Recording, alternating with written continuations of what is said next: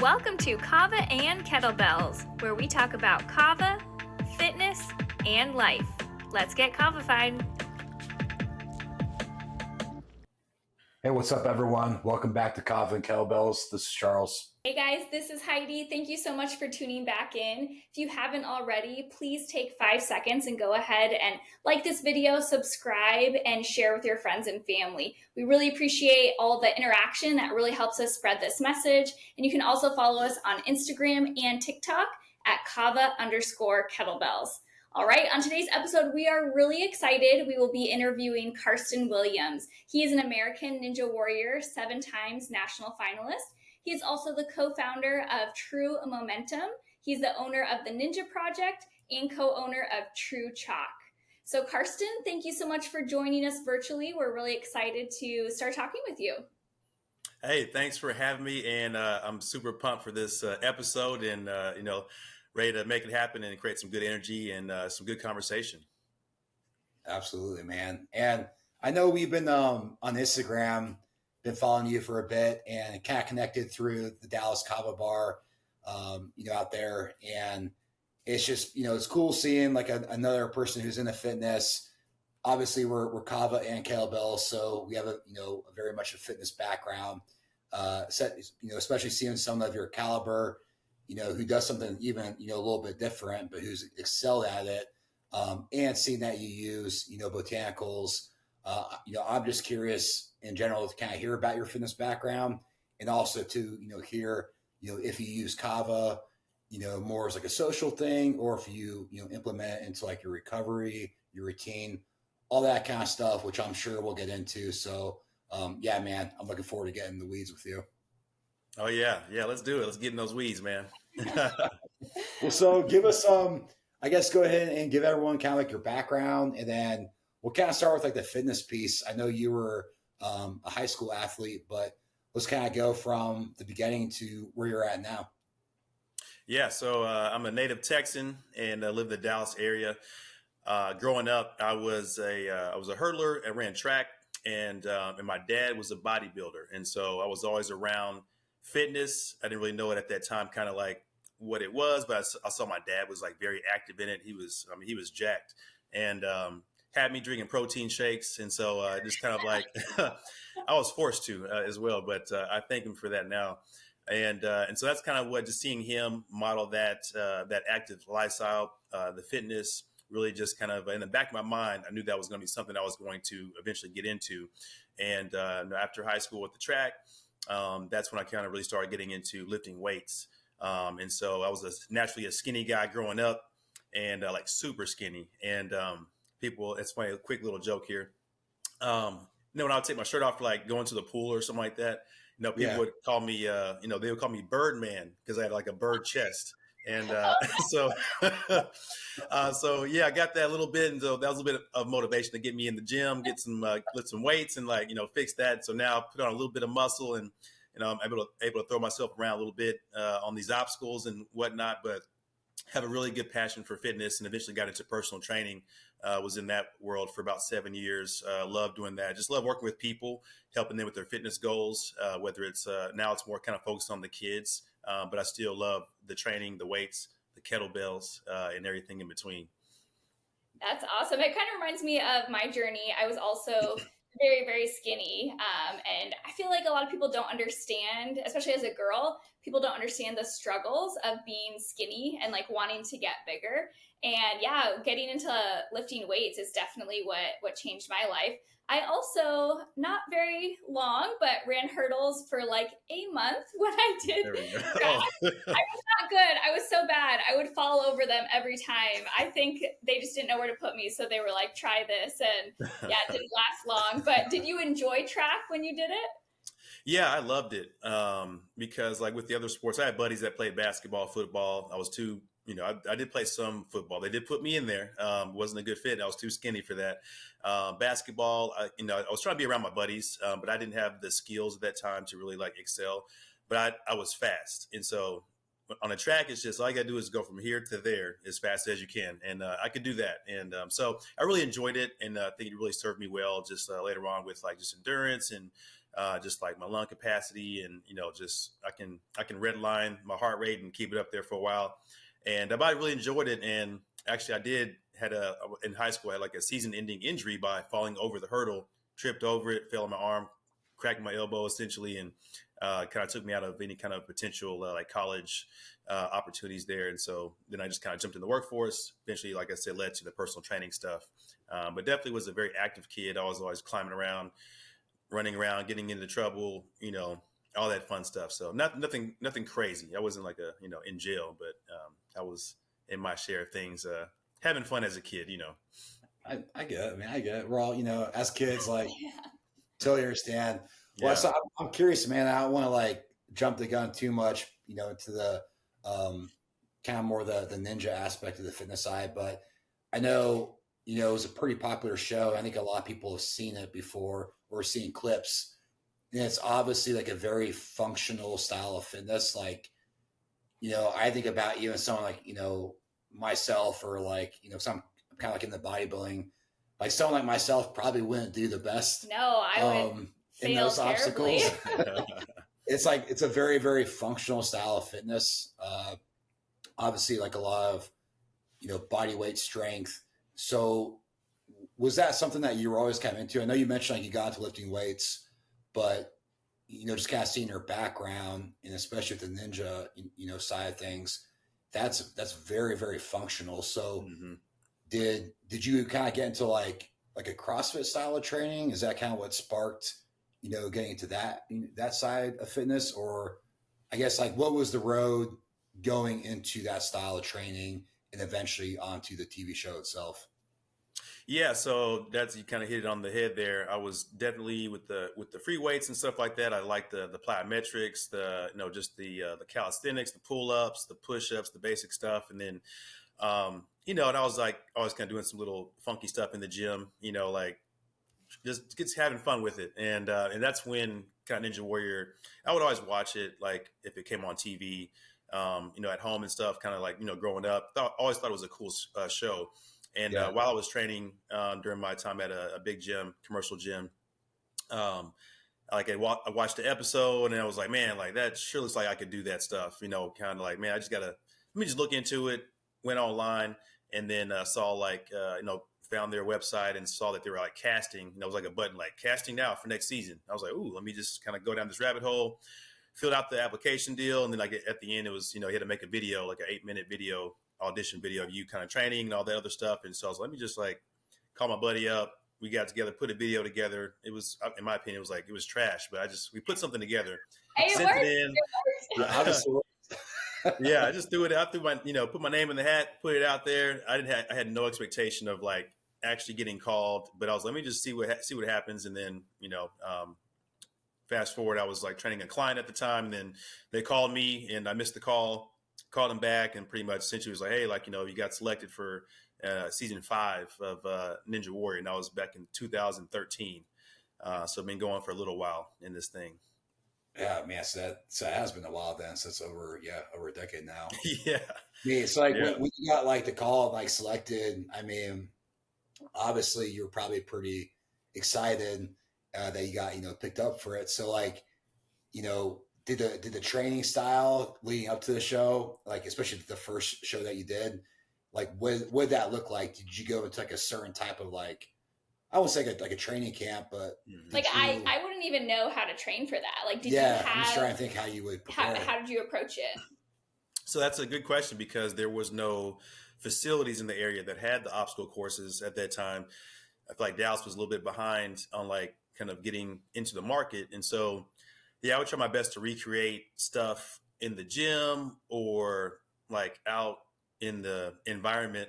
So like I was like climbing on the bottom side of like the stairs, like at apartments and stuff. Cause it's like, it's got that gap in between. So I was climbing those. I was just kind of like, I would look at the show and see like what kind of obstacles they had and see like around like, okay, what can I replicate the best I could to get some kind of experience on that type of those movements. And so I definitely, geared more towards like the calisthenic movements, jumping around and just, and then really just hope for the best. So like my first season, I had no actual obstacle experience. And I kind of just, really just kind of And it showed that way too. I was like out on the first obstacle my first season, and I had high hopes though going into it. Even though I didn't have the training, I was like, you know, I can just wing this thing. I'm a natural, and I found out that I was a natural at failing first, and then having some success later. So, but that's how it started. It was definitely a rough, very humble beginning for sure.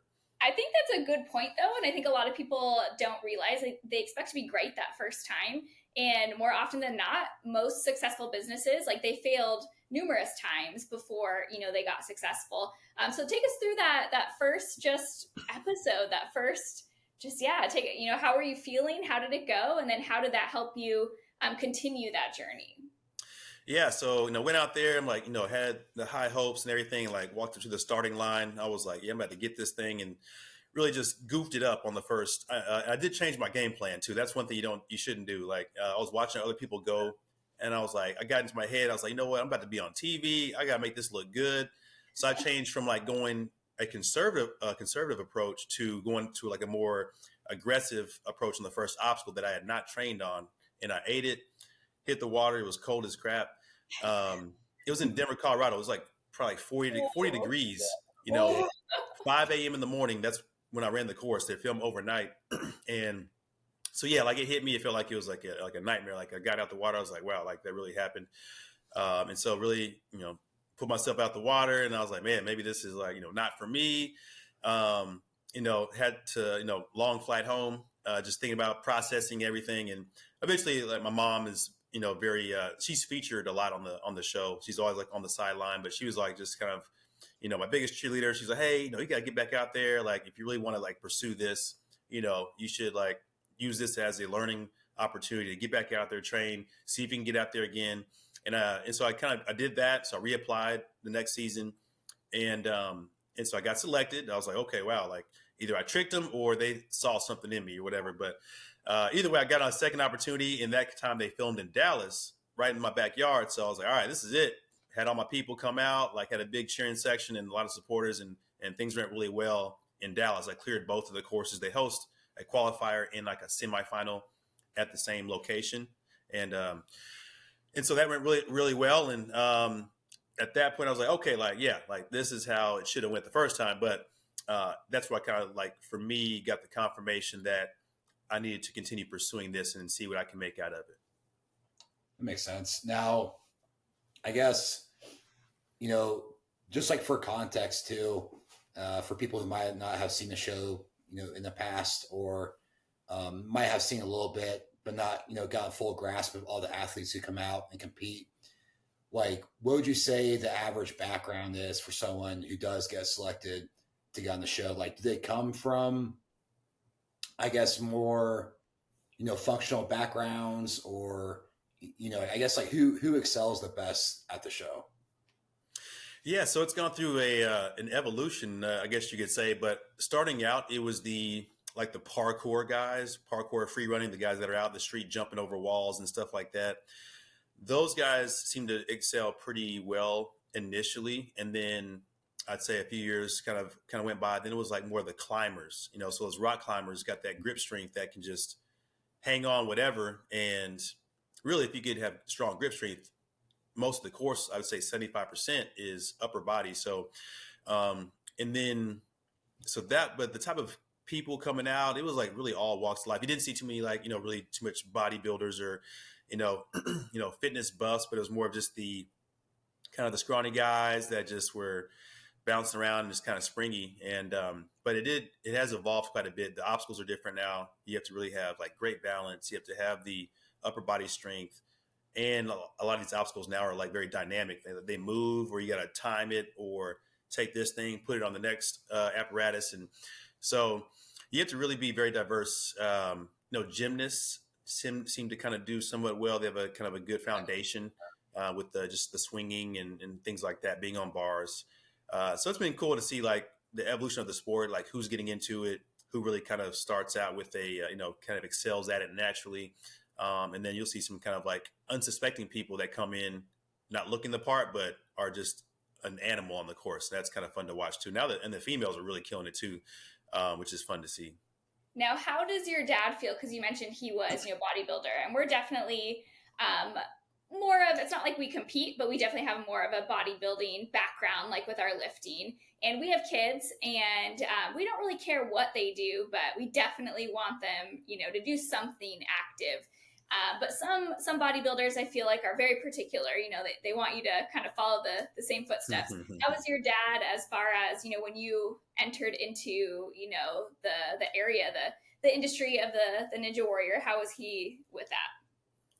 Yeah, he loved it, because he was always like he was like the dad that, like, got me into sports and was like kind of really pushed that, and very supportive there. And so, like, yeah, once I was getting on the show and everything, he was always like, like, hey, like, let me know what's coming on, like, let's make sure, like, he was very excited to see me like really flourish, in that sport, 'cause that's really the sport that kind of outside of track that really that I connected to and had a love for. And so he really loved that for me as well. And as a huge supporter of, like, seeing your son go out there and making things happen, makes him very proud. And so that's a lot of times what I do it. I want to, really showcase my skills to bring, just the energy and happiness to others, that support me. I'm like, hey, all that you invested in me, like, I'm giving it back to you, and I'm showing it via these obstacle courses. And so it's kind of a two-part thing. I do it just to kind of obviously, test myself, but I do it to inspire the kids that I coach, and people out there that maybe you're thinking about maybe just moving, want to, like, find a way to stay active. And, like, maybe they saw me on there, they want to go and maybe go into an obstacle facility, or go, like, let me just go out and walk somewhere and focus on my fitness after seeing, now I'm 43, I'll be 44 next month. Still out there pushing myself, being okay with failure, but just trying to stay active in a way that works for me. And I think that's the thing, is like, whatever works for you, do that, but just do something. I'm with that, man. And just the fact that, like, yes, like, do something to get moving. You hit on something, and this kind of might even lead into, like, what you're doing now, especially, like, with, the kids. But once, like, you're kind of in this community, because I do feel like it is kind of like, like niche in a way.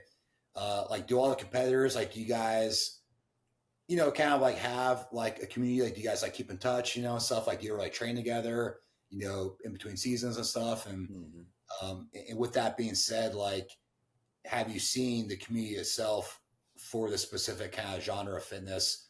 Like, is it growing? Is it booming? Are you seeing more places dedicated to this type of training?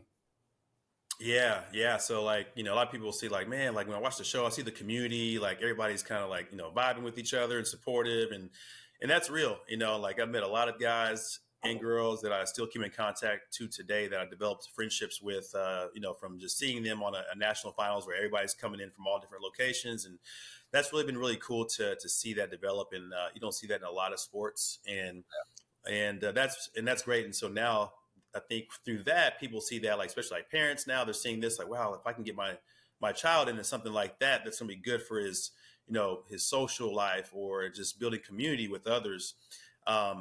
That's really where I see the sport growing, is that recreational crowd, or just that maybe the kid that doesn't fit into those big sports, they see Ninja as more like a personal experience. And so now gyms are really starting to pop up more. Some are more focused on the training. Some are more focused on kind of like just the accessibility, just for getting people involved and getting kids active again.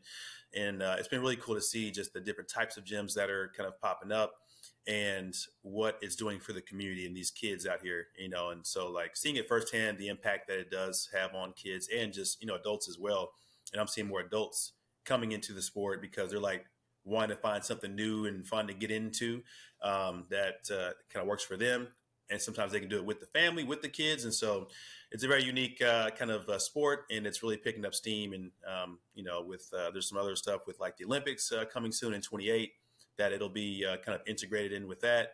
And that's kind of the stuff that we need to really take this to the masses, and really just communicate that message of, fitness, fun, movement, and really accessibility. That's the one kind of thing that people see the show. It's like, oh, man, that looks so super hard. I can't do that. But these gyms and stuff, these facilities, it's very accessible, because you can scale obstacles down. You can make them easier, lower, closer, stuff like that, to where it's like anybody can do it.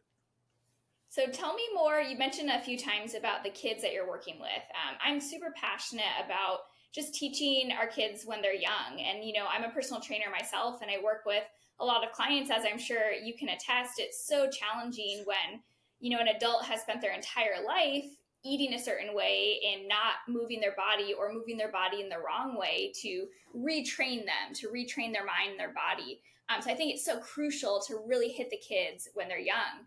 So tell me, what are you doing when you say with the kids? What are you doing with that? Yeah, so kids naturally like to run around and play, and so really with that dynamic. So I do coach like more of like the recreational side, plus like the super elite kids as well.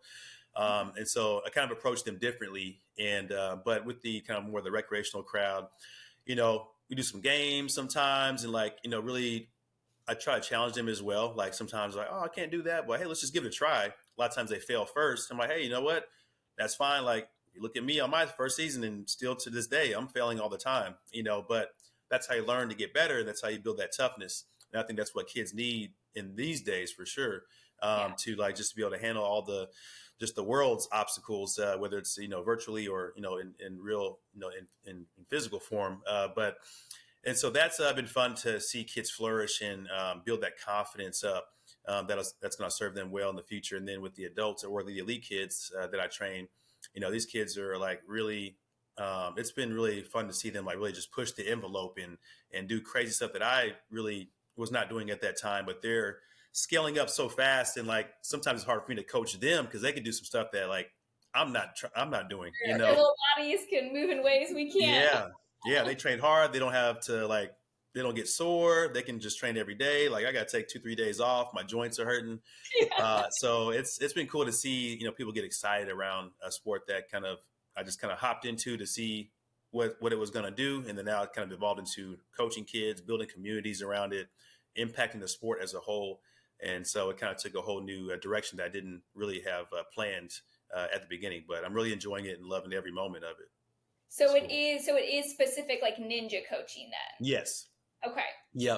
I do some sports stuff, like, some personal private lessons with just kind of some fitness, just kind of general fitness stuff. But for the most part, it's I would say, 80%, 85% is coaching kids for the ninja, like the obstacle training and whatnot. But we do mix in like functional movements, like, your squats, some kind of like, strength training, free weight work as well.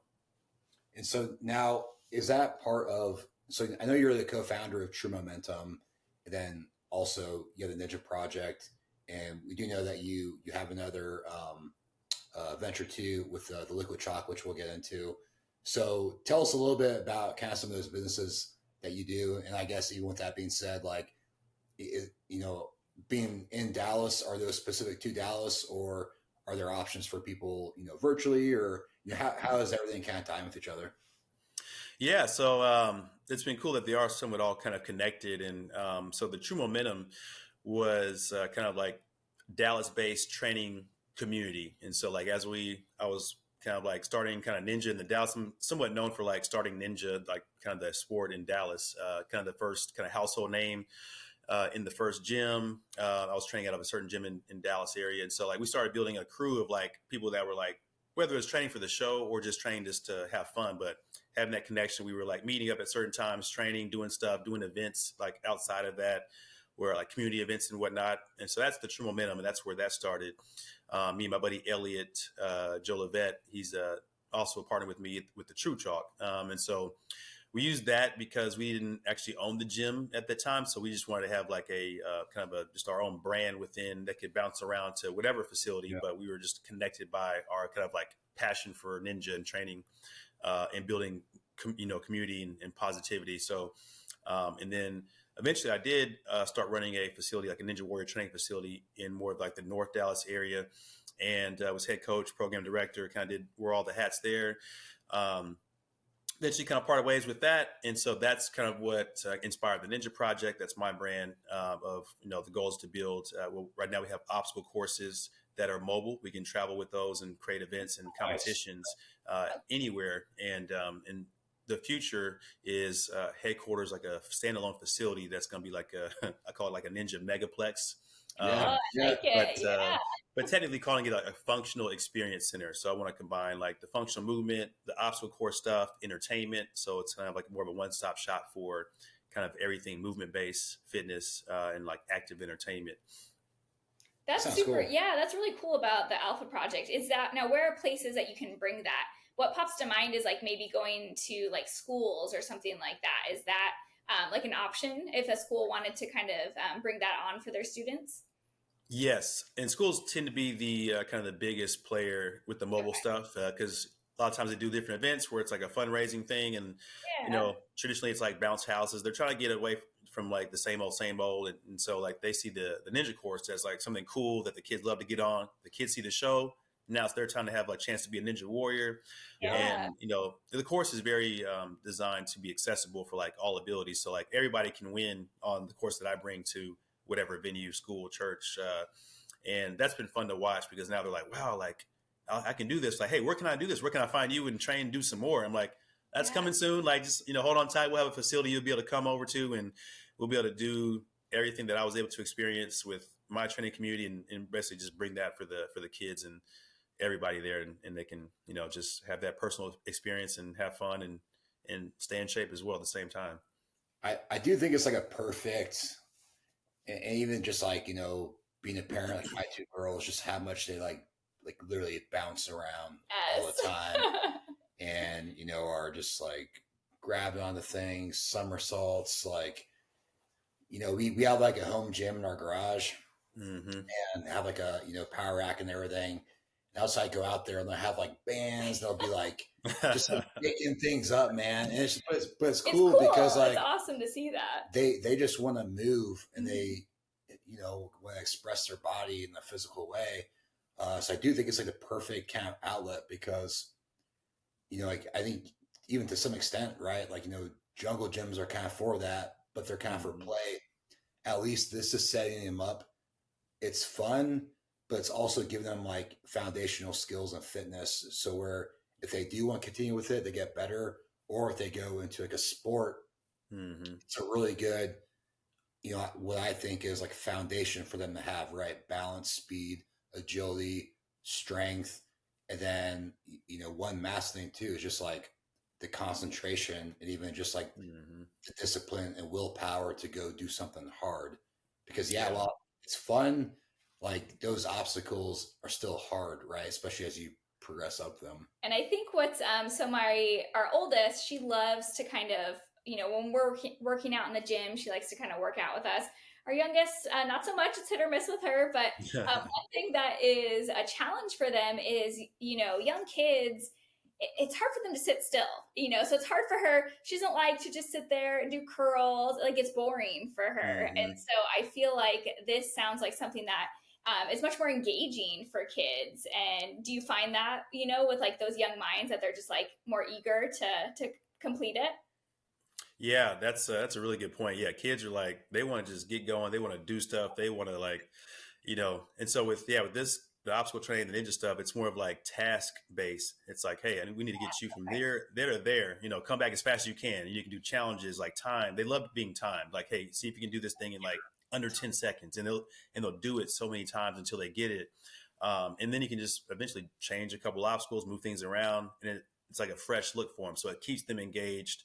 And like personally, like I feel like I have a undiagnosed, self-diagnosed ADD, and so that's why I think it works well for me.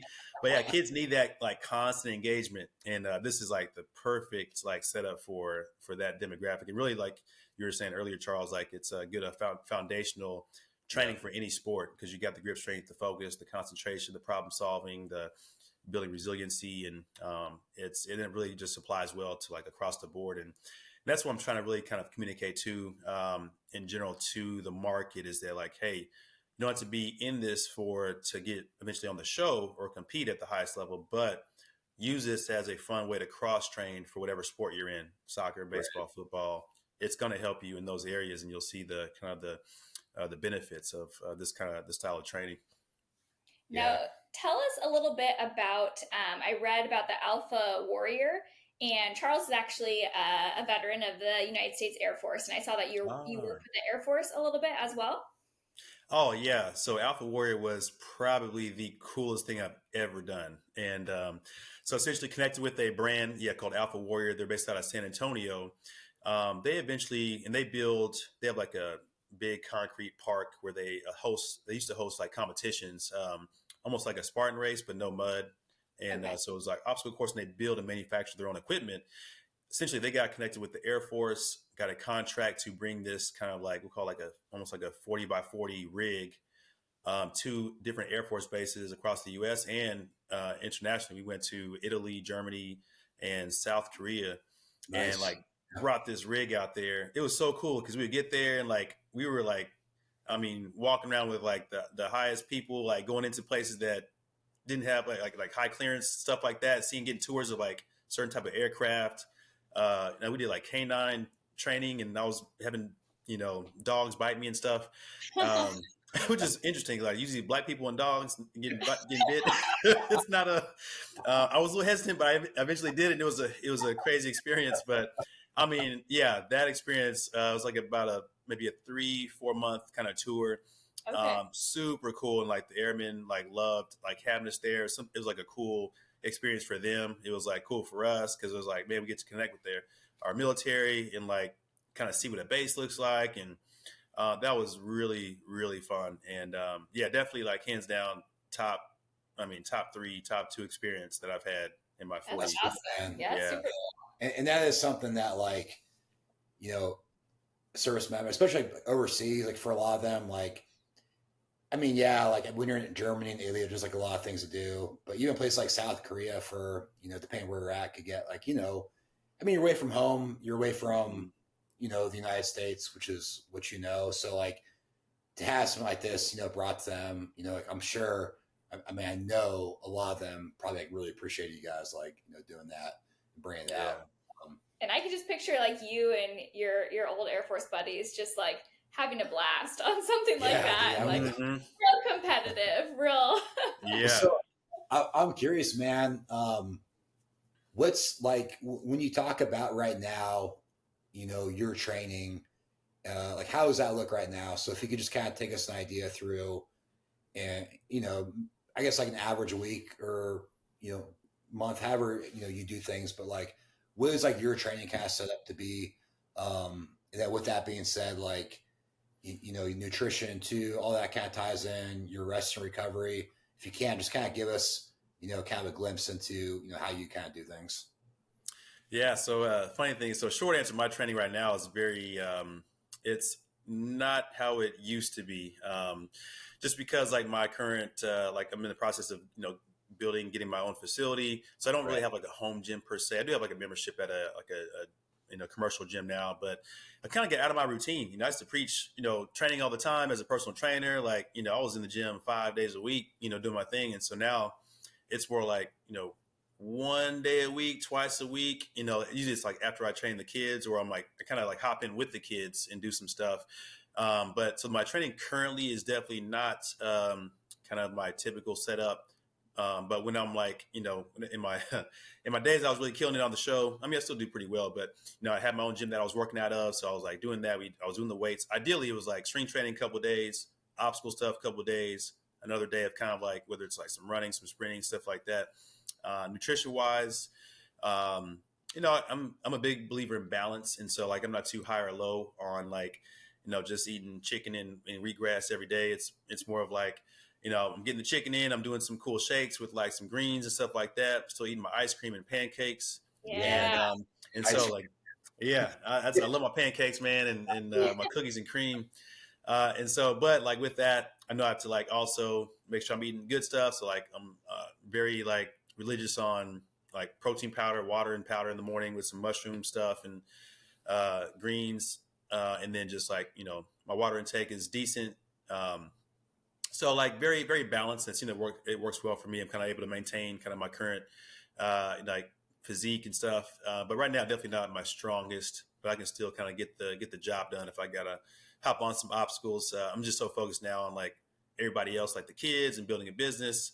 I got into a rut of like, not dedicating that time to make sure I'm like in the gym, which I used to love being in the gym. And so just my environment right now is a little bit different. And so I need to get back on hey, it's 2025, January, it's time to get back in the gym. I'm going to be that crowd now that's getting back in the gym. But it sounds like though, and like we talked about this, man, like I mean, it's not a bad thing. It's a season of life because, like, think about it right now. Yes. You're building stuff up, man, and like that's a priority. You know, and it's not to say that you're not going to get back to the routine you want, but right now, like, you're focusing on one thing, and like that deserves your time and energy. Yeah, and that's what I You know, always say to my clients as well, that, we always go through seasons of life. I'm sure, you would say this to your clients as well. And it doesn't mean that you just don't stop. Like, you're still active. You're just active in a different way, and you have different priorities, and that's okay. And I think that's important for our listeners to hear, that it's okay. You don't have to have the same, like 5 days a week, 3 days a week for the rest of your life, especially, for parents. Like, when you become a new mom or a new parent, your priorities change, like, and that's okay. So I think that's awesome for our listeners to hear, that you're still active. It's not that you don't do anything. You just it's different. And then a year, 2 years from now, it'll probably be different again. And that's okay.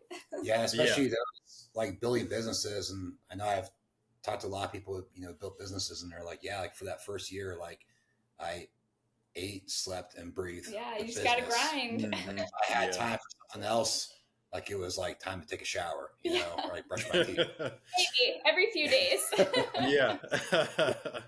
No, that makes sense to me, man.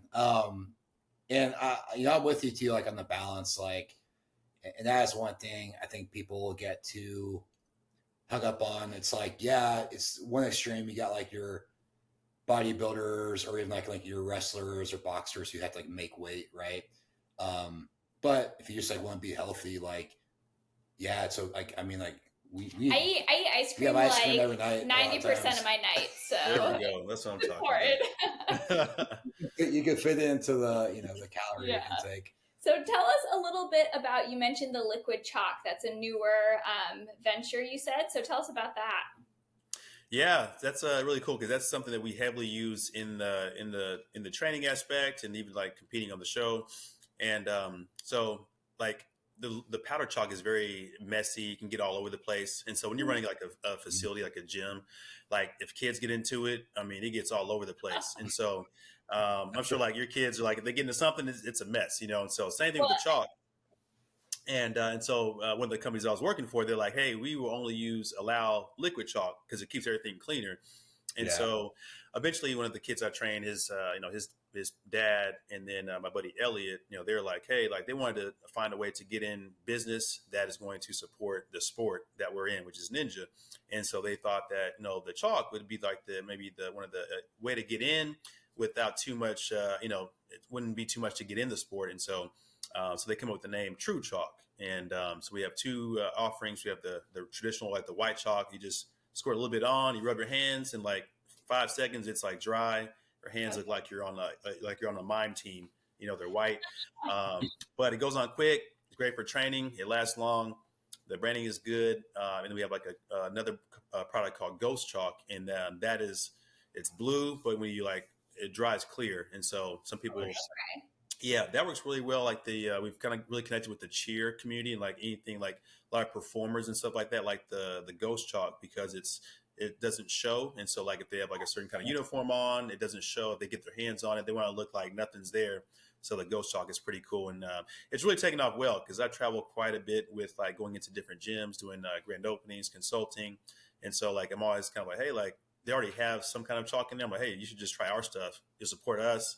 And we like to support the gyms in the sport. And so we can like use our social media to like promote the gyms. And so we really want to pour and give into the sport, but also provide a product as well. And that's been really cool to see that really take off. And this year is going to be really big. We're doing some ambassador stuff now. We're bringing on some high level competitors and cheer athletes, and doing some really cool things. So it's been a lot of fun to see that take off. That's awesome. And so I've actually never used chalk. I've never used chalk, and I've never used straps. He always like yells at me. I'm always trying to increase like my deadlift. And he's like, if you would just use straps and maybe some chalk, like it might help you. And it annoys me. Like when I go into the gym and there's chalk everywhere, it like annoys me. And then it gets on your shoes and it gets on your clothes. And I'm like, I wasn't even using this. And so I've honestly never even heard of that. So it's just completely going back to the invisible. It goes on blue, but then it dries clear, you said? Yeah.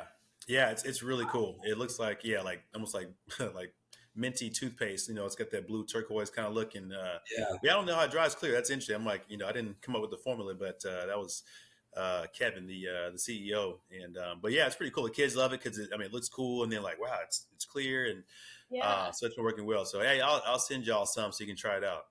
That sounds awesome. man. For our listeners, if they were interested in trying it as well, does it have to be purchased online? Can they purchase it in person anywhere? Yeah, so online, truchalk.com. It's now also listed on Amazon and Walmart as well. So you can buy it online. You buy it through our website. We have some promo codes and stuff as well to get a discount off of it. But ships out next day. Get it pretty quick, and yeah, it's great. You can travel with it. It meets the TSA guidelines too. So there you go. There you go. We got you in mind. No barriers there. We want you gripping and getting PRs on everything. Yeah, if it's on Amazon, man, then you guys are gold. So yeah, yeah. Well, so kind of going back to the beginning episode, we said we kind of been linked up for a bit. I know on Instagram, and we've had David Derrigan on the show before. Super good dude. He's based out there in Dallas, and he now has 2 Kava bars out there. And I know you're kind of involved in the Kava community as well out there. So kind of tell us a little bit as well, how did you, find Kava? Do you also do Kratom too, or are you just, a Kava guy? And, does that fit into your, recovery routine, or, is it more just for a social outlet? So, let's kind of hear your thoughts on that. Yeah. So funny thing is so I met David. I got introduced to the Kava stuff because of David. And so I used to be his personal trainer at the last place I was at. So that's how we connected. And then eventually he was like, hey man, I'm opening this Kava bar. Come check it out. I was like, what the heck is Kava, man? So, but I was like, hey, I'll support you. So I'm gonna come out and check it out. Went out there. He gave me a couple of drinks, and I don't know what they were. They're saying Bula and all this other stuff. I was like, man, what is this? I'm like, what is going on here, man? But I was drinking the drinks, and I was like, man, this stuff is good. The feeling I had after drinking it was it was social. I felt relaxed. I didn't feel like I was still cognitive. I felt like I was in the zone, in a good way. So I was like, wow, this is really cool. And I know my body really well too. Whatever I take or drink or whatever, my body responds a certain way. I'm like, this is cool. And so that was his first location. And now he opened up his second one, a lot closer to me. And so I'm there probably 4 days a week, 4 or 5 days a week. Initially it was to support him. And then I was I really got behind the product. And so the Kava, I didn't know what he gave me the first time, but the Kava, I like that for the kind of the relaxation, the social kind of element there. And feel like it really, after a training session or whatnot, the next day, if I'm feeling trashed, I really feel like that helps me just relax, sleep well.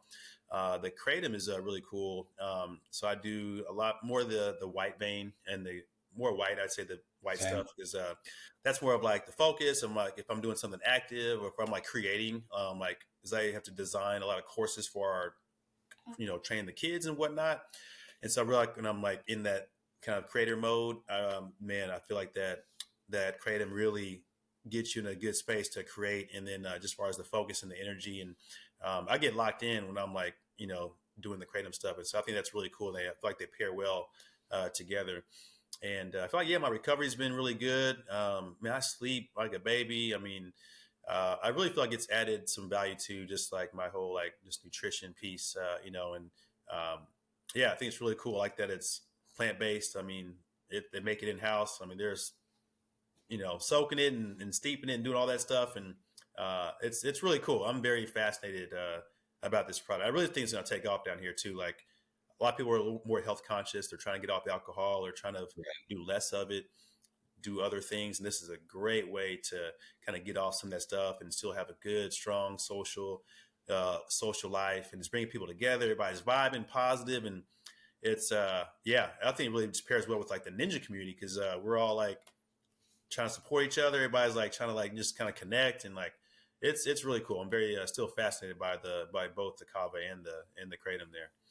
I love hearing you, as an athlete, because, that's why we started Kava and Kettlebells, was to show that, it leads to drinking these botanicals leads to a healthier lifestyle. It's better if you are, active and you're into your fitness.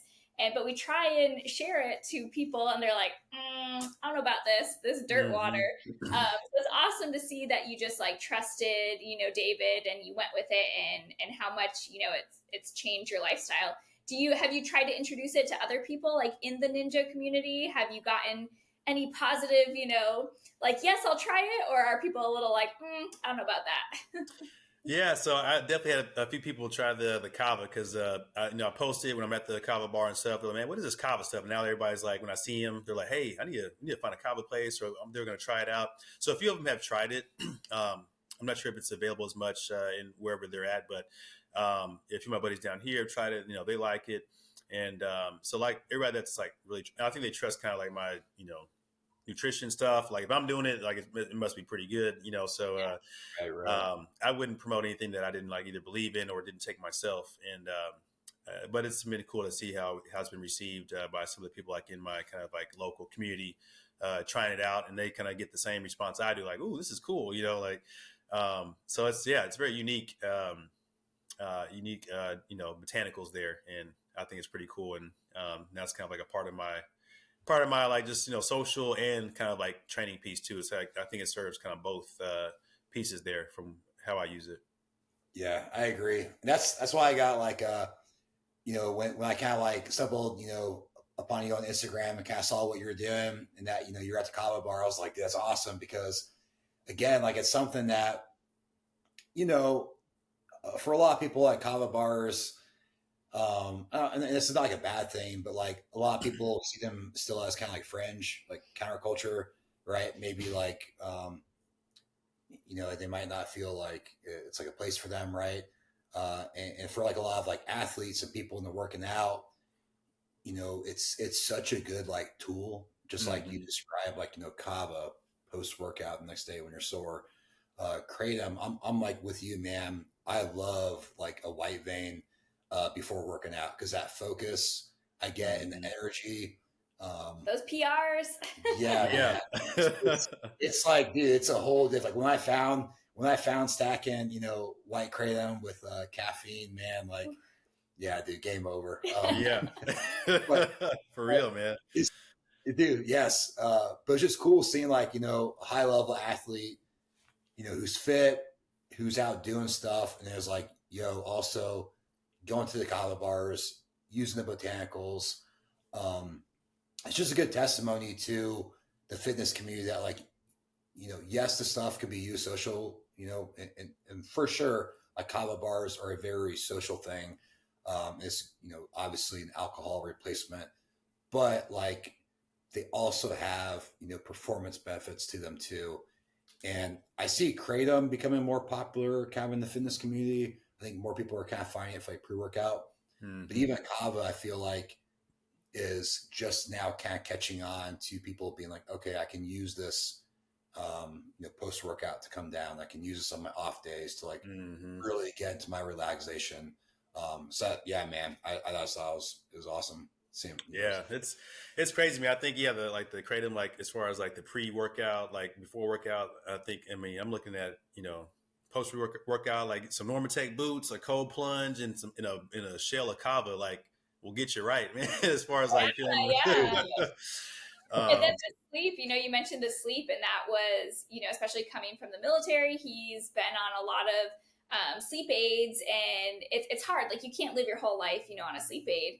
But Kava I love to hear that that's helped you with sleep as well. Because, we did a sleep episode recently, and it really is such a much more natural alternative to really get some sweet sleep.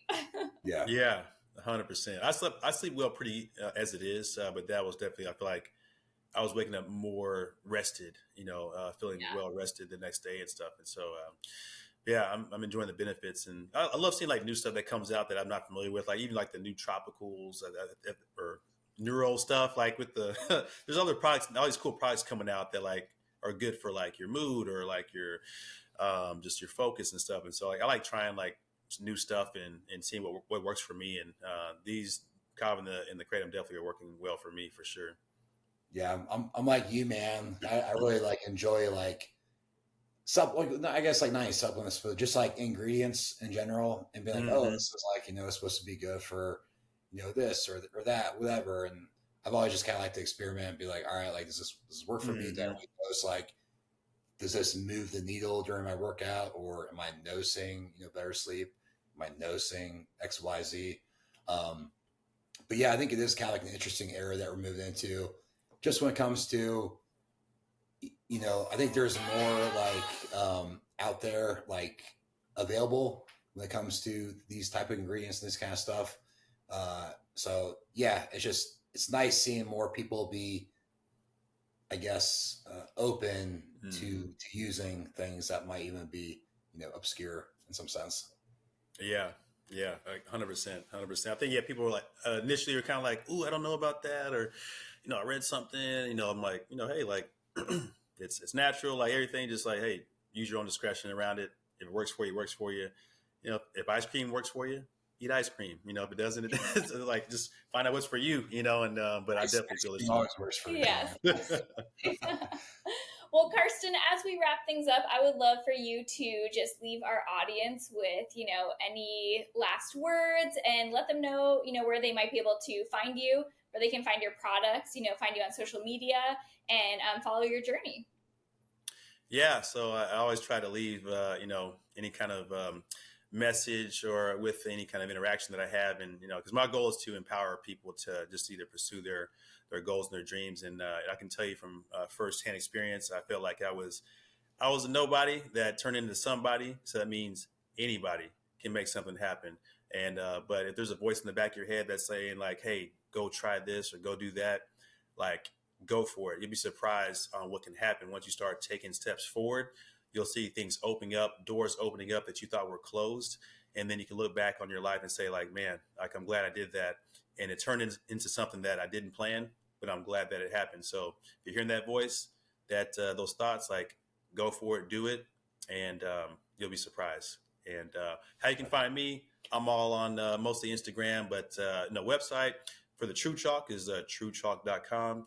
And then with the Ninja Project, keep it nice and simple, ninjaproject.com. I love to connect with people. That's how I connected with y'all. Hit me up on the DMs on social media. Let me know how I can support you in your efforts. I'm big on like engaging, connecting, and helping other people pursue their dreams and goals. So I appreciate y'all for having me on. Of course, man. And I appreciate you coming on. And again, I think it's really cool what you're doing. I really like how you're kind of giving back to the community, that you got established in and that you've enjoyed. And really just like, I think it's neat, man, that you're kind of helping the youth come up. I think right now, especially, I think, the youth needs like good direction, really, when it comes to like fitness and just moving. So the fact that you're doing this and giving back kind of in that way, I think is important work, man. So we obviously, are ecstatic and enthusiastic for what you're doing. I think it's needed. So props to you, man. Appreciate that, man. Trying to do my thing, So I appreciate you guys for what you're doing and, shedding light on, the cool stuff with just fitness, Kava, kettlebells, and this different side of, botanicals, which is new and exciting. So you do a really good job on your reviews and like sharing with the public what your experience is with it. And I think that's important. And I get a lot of insight and just, just from what you guys share, and I follow your stuff, and that's helped me to kind of like, oh, okay, like I'm learning more about it. And so you do a really good job communicating and educating people on these different things, and also sharing your fitness journey. So I'm watching from afar, so I appreciate what you do. It's inspiring as well. Appreciate it, man. Well, thank you. Thank you so much, Karsten. It's been such a pleasure.